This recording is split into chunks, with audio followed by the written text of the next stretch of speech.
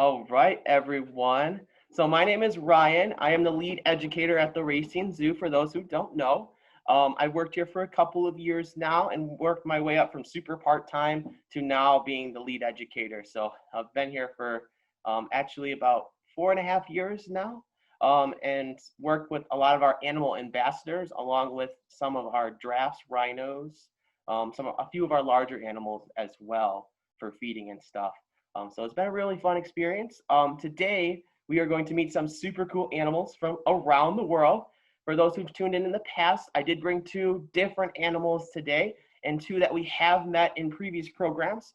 So you might be experts on some of these animals, but all of which are super, super cool. And I do actually have a bird today. So that is one animal that doesn't come out super often and is going to be landing on this perch right behind me here. So really exciting. That'll be the last animal that we meet today. So thinking of animals around the world, the first animal we're going to meet is often considered an invasive species. So it's been brought and introduced to many different places, including Australia, where it's caused a lot of harm to the native wildlife there. So for the majority of the program, I will be wearing a mask just because I want to protect our animals as much as possible. So it's probably the last time you'll see my face till the end. So let me grab our first animal friend here. And this animal, I'm actually going to need to wear gloves. So I'm going to put those on right away here. So I mentioned this is an invasive animal in a lot of places. It's found in South America, in southern Mexico, and it jumps. There's my clue to you. You're welcome to guess what this animal is while I'm grabbing it in the comment section, or you can also unmute yourself and guess as well, whatever's easiest for you.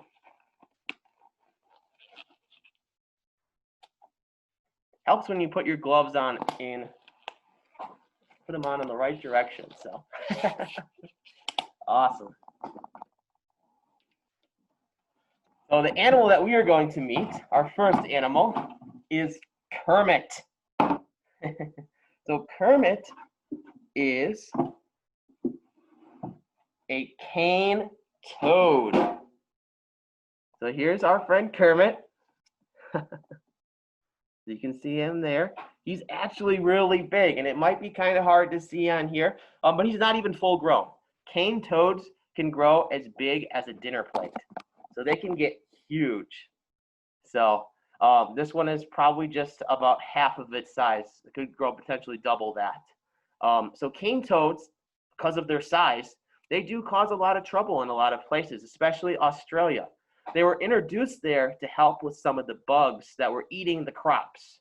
So they brought the cane toad. They eat the bugs. Well, now cane toads don't have any predators in Australia. So these guys have taken over and eaten all the native frogs and toads and eating all the bugs, and even they eat small mammals. So they eat mice, and that affects all the animals on the food chain. So even birds of prey are suffering because they can't find as much food. So these guys are causing a lot of harm in places where they're introduced. They have also been introduced in places like Florida, Louisiana, some of those southern states, and doing a lot of harm there as well.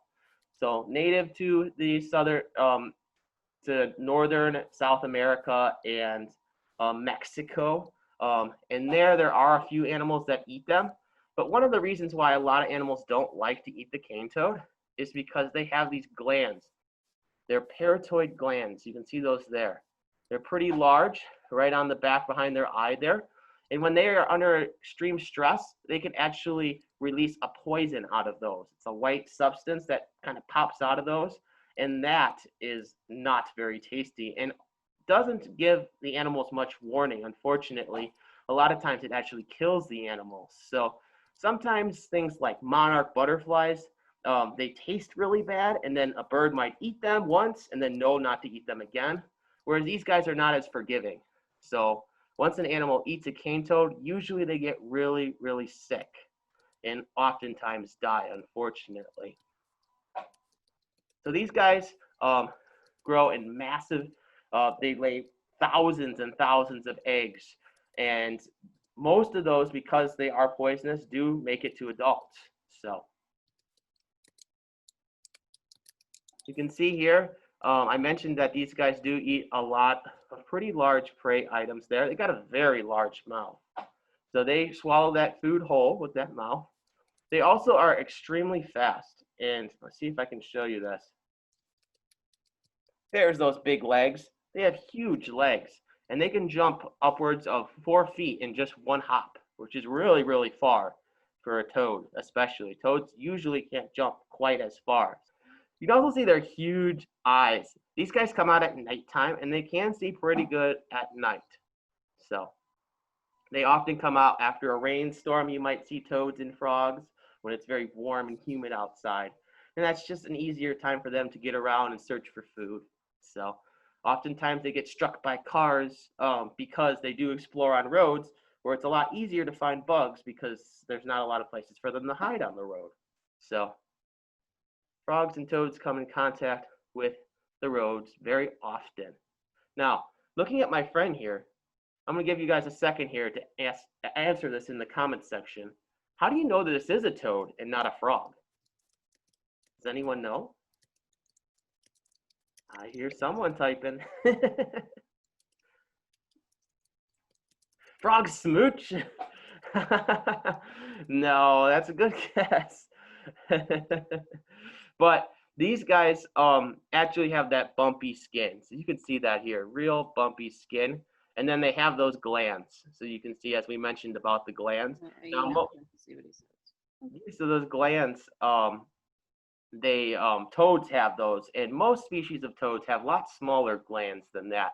But the cane toad has big ones because, as I mentioned, they do have poison in those glands. So they are extremely large for sure.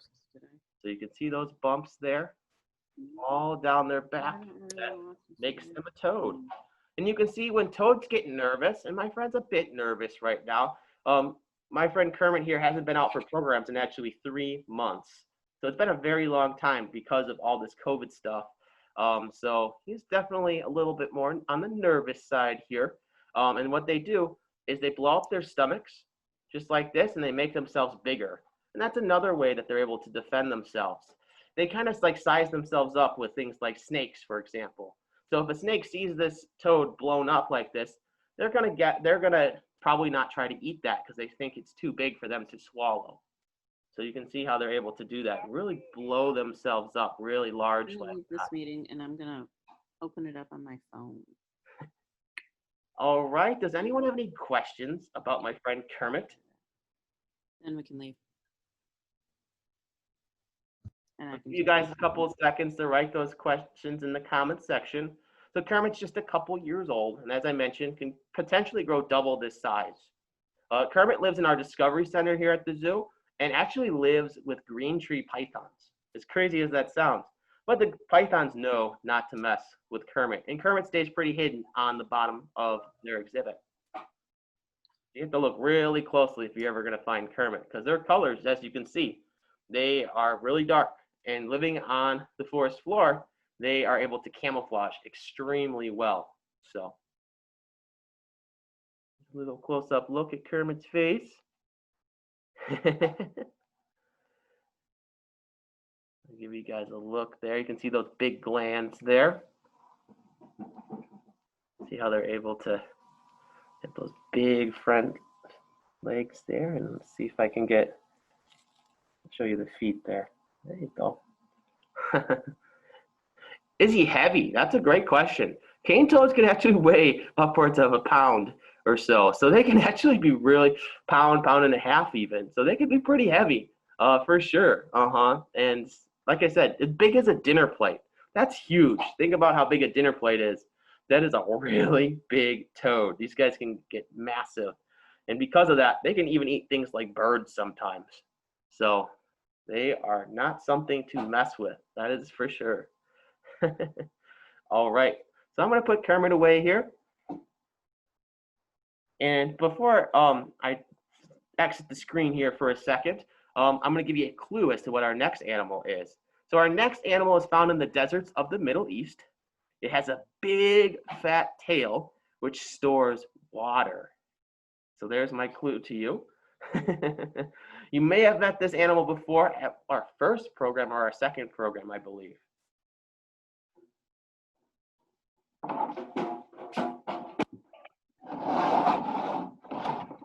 All right.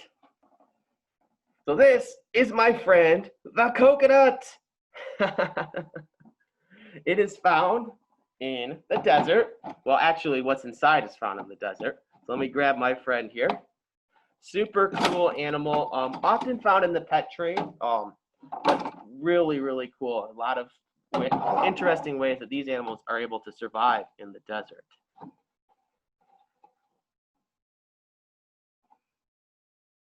So our first animal was from South America. Now we're meeting a friend from the deserts of the Middle East. So these guys are found in Iran, Iraq, all of those places out in that direction. And you can see this is Cheese. Cheese is a leopard gecko. So they have some really cool colors on them. Now in human care, they are bred to have different colors. They can have almost an orangish color to them, a pink color, a purple color, and that's mainly on their tail where that color variation is. But it's really cool that they're able to be such a bright animal like this and have that bright yellow. Now that yellow color is definitely pretty bright, but it does help them to blend in into the desert sand where they're found. So if they sit really still, and you can see all those spots on their back there, they actually kind of blend in with the texture of the ground and the different rocks that you might find in the desert sand. So leopard geckos are a gecko, but they are definitely pretty unique. Of course, in the desert, there's not a lot of trees. So the leopard gecko here actually spends a lot of time underground. A lot of animals in the desert spend time underground because it's cooler, especially during the heat of the day. So instead of having sticky pads on their feet to help them to climb up into the trees, since there's not a lot of trees, what do you think they might have to help them to dig instead? I'll give you guys a second to write that in the chat here. What do you think? What might they have instead of sticky pads on their feet to help them to dig instead of climb?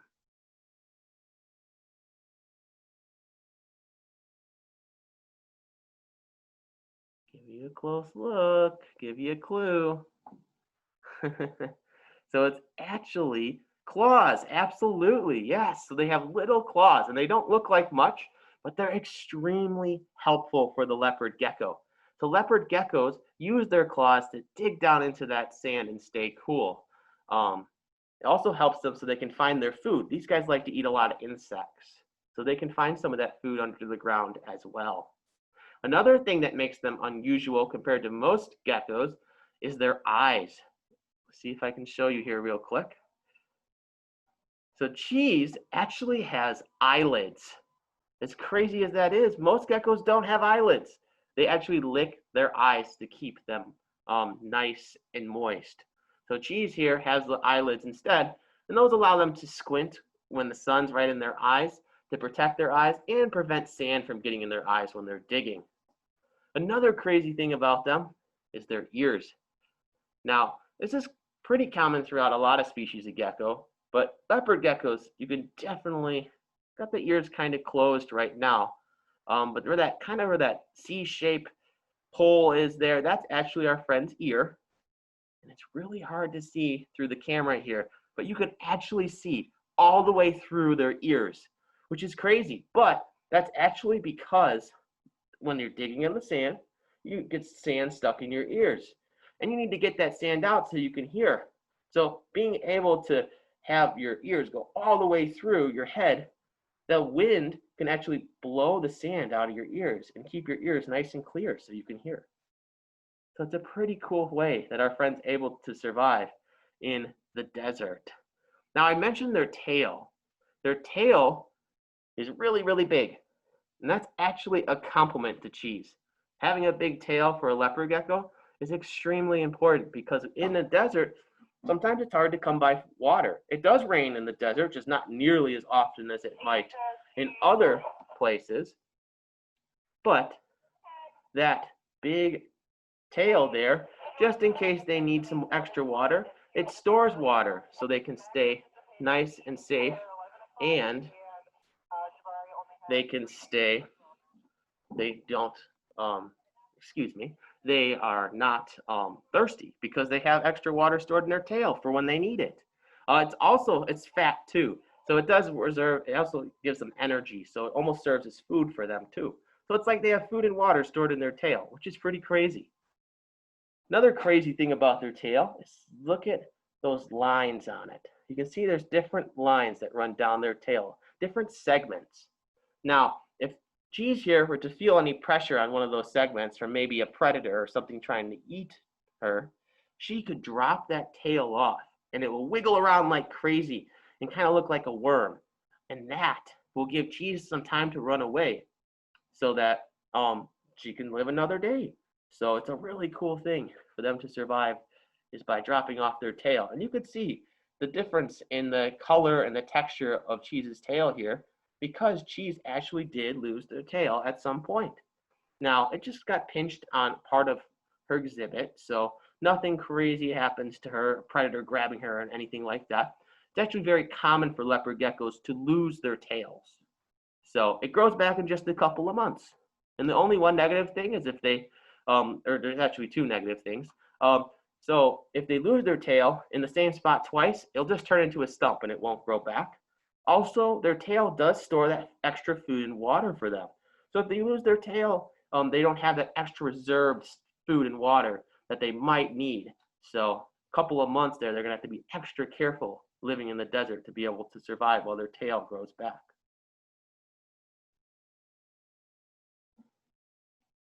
So when do they develop spots? That's a great question. So when they're smaller, they can have spots on them too, but they do definitely change in color and almost they get more of a texture to these bumps that run down their back as they get older. So there's not an actual age when that starts to happen, but it takes about a couple years for a leopard gecko to actually get full grown.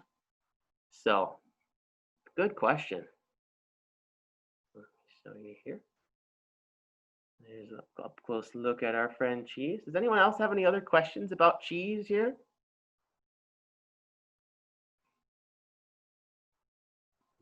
You can see all those bumps that run down Cheese's back there. Kind of makes her blend in really well with the sand, having all those bumps. Looks like little pieces of sand all on top of her. All right, you guys. Well, if you don't have any more questions about Cheese here, I will put Cheese back here. So while I'm putting Cheese away here, our next animal is actually from islands north of Australia called the Solomon Islands. So they live up in the trees, and they actually are another type of lizard.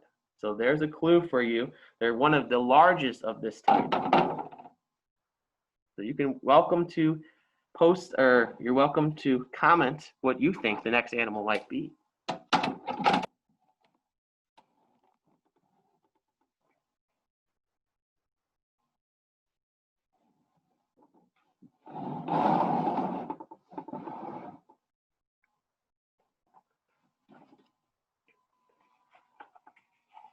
So this one I'm going to need some gloves for.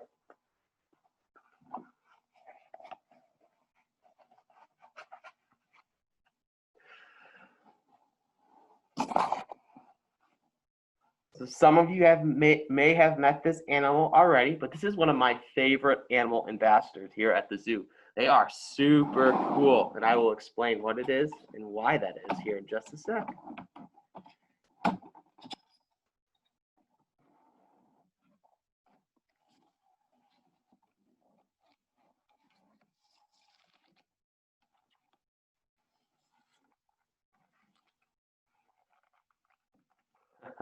There we go. So this is my friend Harley. Harley is a prehensile-tailed skink, also known as a monkey-tailed skink, also known as a Solomon Island skink. They have a lot of names for this guy here, and they are super, super cool. So a skink is a type of lizard, and this species here, the Solomon Island skink, is actually the largest species of skink. So they can get really big, upwards of 18 to 24 inches long. So really, really big. And what's crazy about them is we do have skinks here in Wisconsin, and we have skinks in Illinois as well. But they're really hard to come by. There's only a few areas, little spaces that you might be able to find them, and they're a lot smaller. And they have black lines that kind of run down them, blue and black colors to them, and they eat insects. So most skinks actually eat insects, but one of the larger species here only eats plants, and they're very picky eaters. They only eat about 2 different types of plants where they live. Here at the zoo, not as picky of eaters. They're used to eating things like romaine lettuce and some other vegetables that might be tasty as well. So our friend was just finishing up eating when I brought him out. Now, something that you might see that stands out right away here is, look at that stuff sticking off my friend's back here. So Harley here is just finishing up a shed. So here in Wisconsin, where we are, these animals actually, it's super dry. Even in the summertime, the humidity is not that bad. So it takes a little bit extra work for animals like this that live in wet, very humid places to shed. So we have to help them. And after this program, Harley here is going to take a warm bath. And that helps them to loosen up that skin so that it peels off nice and easily for them. Because if it doesn't peel off right away, it actually could make them sick. So if the skin weren't to peel off here, it could trap dirt and all sorts of other stuff in between the dry skin and the fresh skin, and that can cause an infection. So that actually did happen to our friend Harley here at some point in his life. I'm trying to see if I can find where that was. One of his, yeah, here we go. So you can see he's actually missing one of his little toes there. And that's just because he had extra dried skin there when he was shedding, and it wouldn't peel off in time. So what happened was an infection happened, and then unfortunately he did have to get that amputated because of that. So without vets here at the zoo, not being able to catch that, he might have died from that. So it's definitely a very serious thing for these guys, and they need to shed their skin pretty quickly.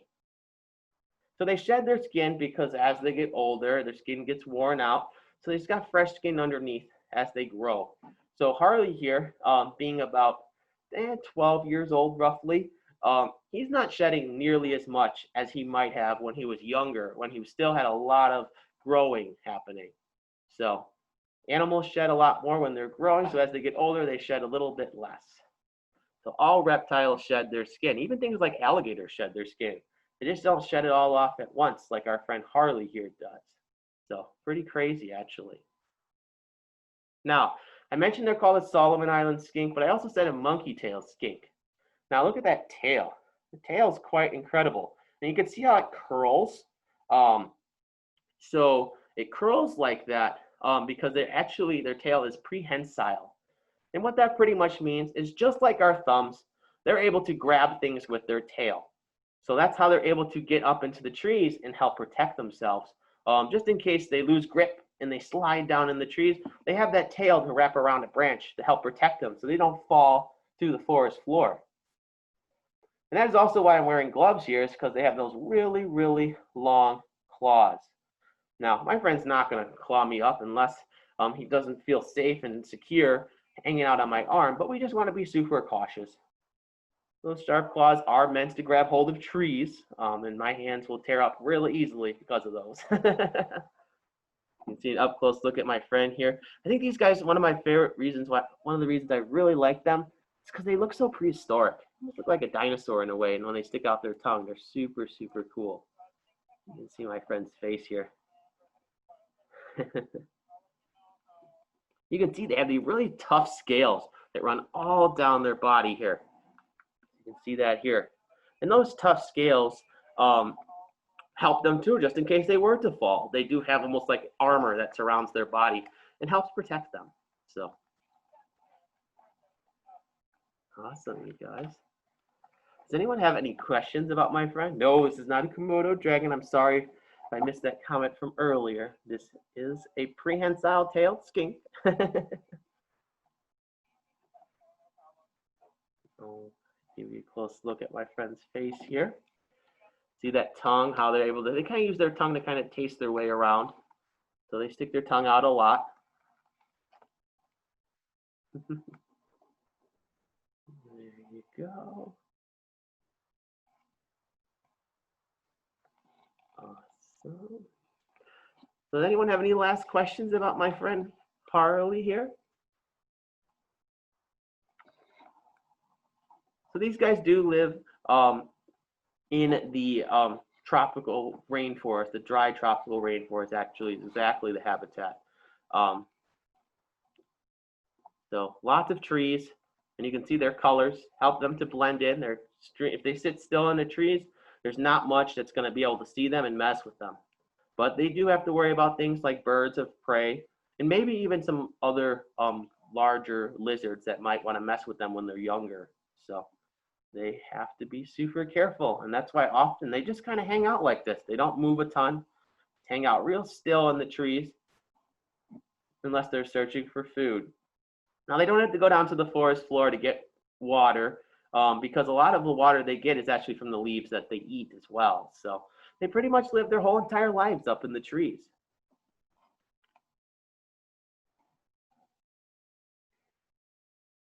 Oh, so somebody had, so what are their predators? So yeah, I mentioned birds of prey, maybe some lizards for sure. Maybe even a snake might eat them. Keep in mind, this is a full-grown one. So once they're full-grown, there's not as much on these small islands that actually would mess with them. But when they're younger, there's all sorts of critters that might even try to eat them. Even if they were to venture off and go near water, maybe even something like a fish might try to eat them. So they have to be extra cautious when they're smaller. But once they're this big, birds of prey, really their biggest threat, and maybe some snakes. So, do they make good pets? That's a great question. These guys are not the easiest animal to have as a pet. I have seen them before at like reptile expos and stuff like that. They are not a beginner though. I recommend if you were looking for any sort of lizard as a pet, maybe look at our last animal, the leopard gecko. Might be an easier pet to take care of because these guys, as I mentioned, they do require a very humid environment.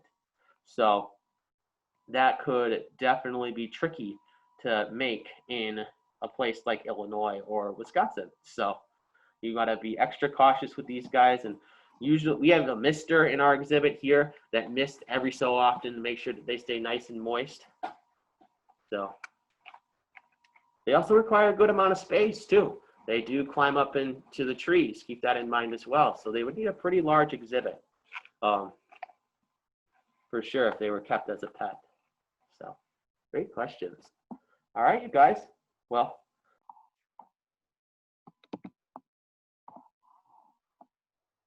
sorry, everyone. I somehow lost connection there for a brief second. I'm going to put Harley away here, and I'm going to get our next animal friend out and ready to visit us here.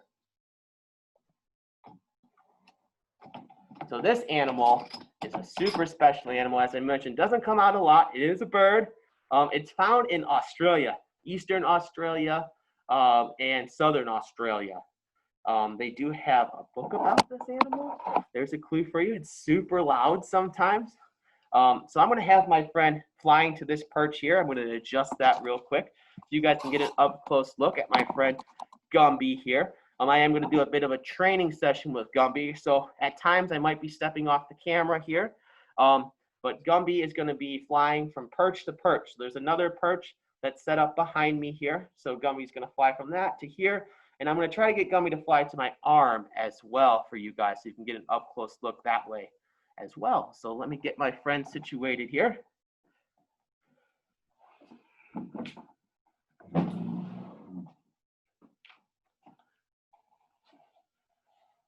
So I mentioned I'm going to be giving my friend some tasty treats. So you can see here, kind of hard to see, but there's some cut up pieces of mice. Not the most tasty thing for sure, but this animal loves to eat small mammals, lots of insects, snakes. So some of their favorite snacks here.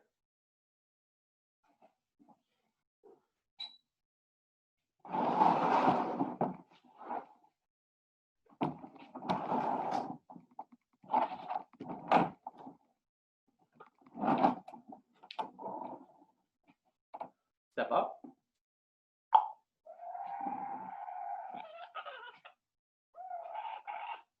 So this is my friend Gumby. Oh, he dropped a piece of his food already. So Gumby is a laughing kookaburra.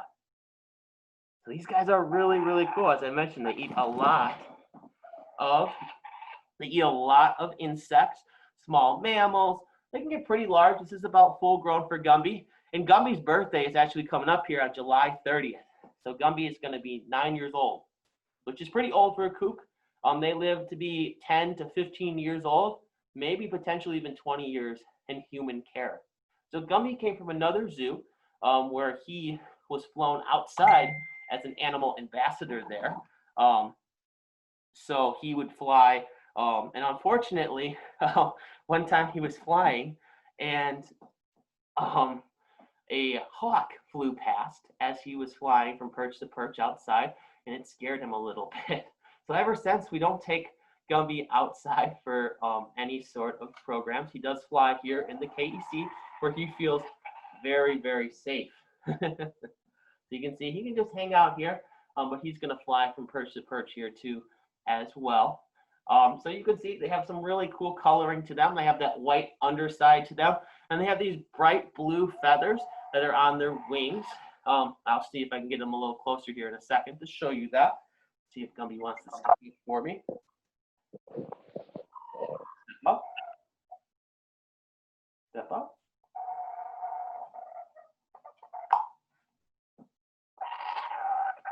There you go. Let me see if I can show you those colored wings. So you can see that really pretty blue color.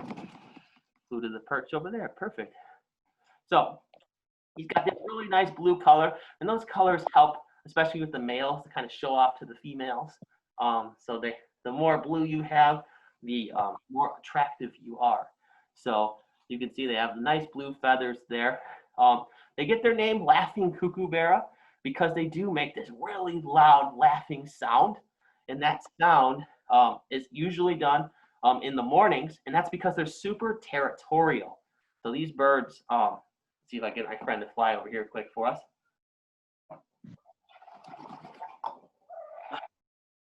Awesome. So these birds are super territorial. Oh, the nice guts of the mouse. Pretty gross. But yeah, they're super territorial. They have 6 different calls that they make roughly. Those could be warning of predators. They could be telling other kooks that that's their territory. Might make different calls. But yeah, every morning they would make that laughing sound in their territory. And sometimes in Australia, people don't like them that much just because of how loud they can be sometimes. But those sounds are really, really cool. It's cool to hear all the different sounds that they can actually make. You can see they have a really long beak. It's kind of sharp.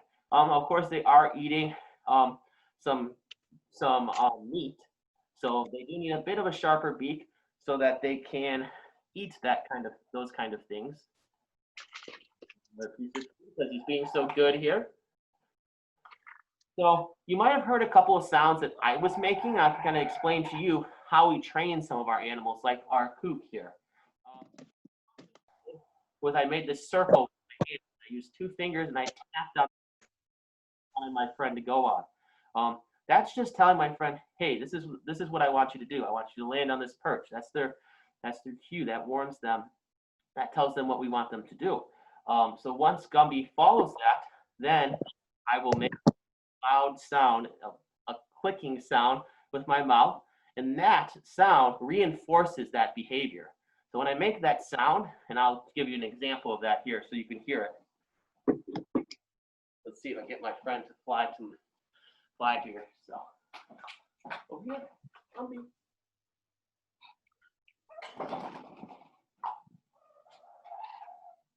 job. And I'll do it over here a little bit better. So once my friend's done eating, what they do is when they have a larger piece of food, they'll actually, as gross as this sounds, they'll whip that food to kill it. So they'll whip it against a branch and they'll kill it that way. So that's what I'm trying to show here.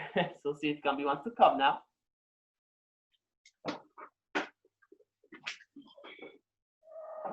So you might have saw what I did there. So made that circular motion with my hand, tapped on the perch there, so Gumby knew what to do. Then once Gumby landed, immediately when those two feet were on the perch, I made that clicking sound. And that reinforced that behavior, so Gumby knew that he did something right. After I made that sound, Gumby knows that something's coming, a reward is coming after that. I don't have to rush and give him the reward right away. He knows it's coming, just a matter of when. So once I made that sound, Gumby here was just waiting for a tasty piece of food. So he's very food motivated, as you can see. So we feed him a couple of mice a day. So that's what he gets for food. And we cut those up into about 8 pieces for him. So he's flying. And this gives him good exercise too. Definitely need a little bit of encouragement sometimes to make sure he does get that exercise. And we do wait to make sure that he stays nice and healthy. Yeah, so if you guys are joining here, definitely just make sure you're muted so that we can make sure we don't spook our friend either here, because he's definitely not done a ton of programs yet recently, so he's just still a bit nervous. So go. Here's a nice up close look. Ooh. He flew off. He's a little nervous with the screen there, so I'll get him to fly back over here so you guys get a nice close look. But does anyone have any questions about my friend? I'd be happy to answer any questions about Gumby. You can see training an animal like this is never going to be perfect. We work with them all the time, but animals have choice, as you can see, and they do as they wish. So let's see here. All right, buddy.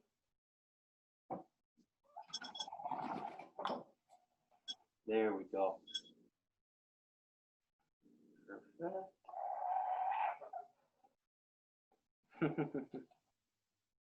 Awesome, you guys. Well, that's Gumby, our kookaburra here. So I'm going to let him finish up that one piece of food there, and then I'm going to put him back in his crate. And then at that time, we'll definitely answer any other questions. Let me grab my friend here. Step up.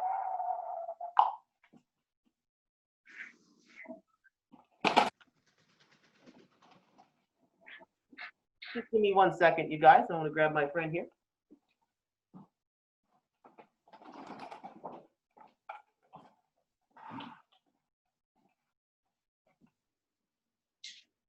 We're getting there. Did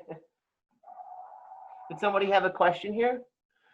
Why do they make the laughing noise? Yeah, so the laughing noise is actually what they make to call for their territories. So they usually do that right in the morning, and sometimes they even do that at night to establish those territories.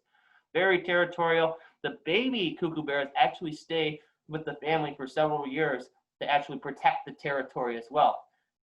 So these guys, as I mentioned, very territorial. They go to the same nesting area every single year, year after year.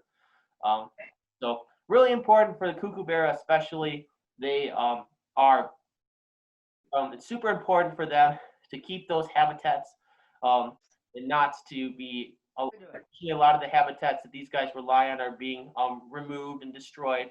For them being so territorial, that's a huge concern for them, because it's not as easy for them to just go and find another tree to make their nest on, because they rely on that same spot year after year when they have their babies. So another big concern for them is pesticides being used for farming and stuff like that too, because they do eat so many insects. Lowering those insect populations could definitely be a concern for them as well. So great. Awesome. All right, you guys.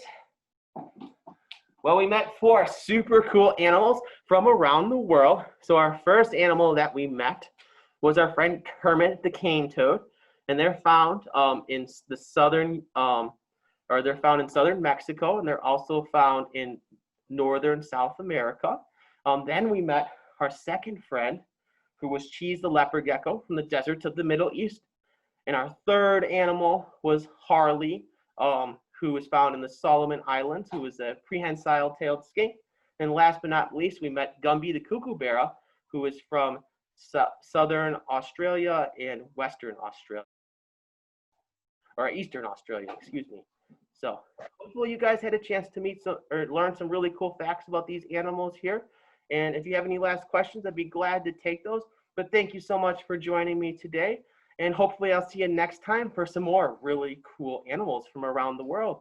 Thank you so much, you guys, and have a great day.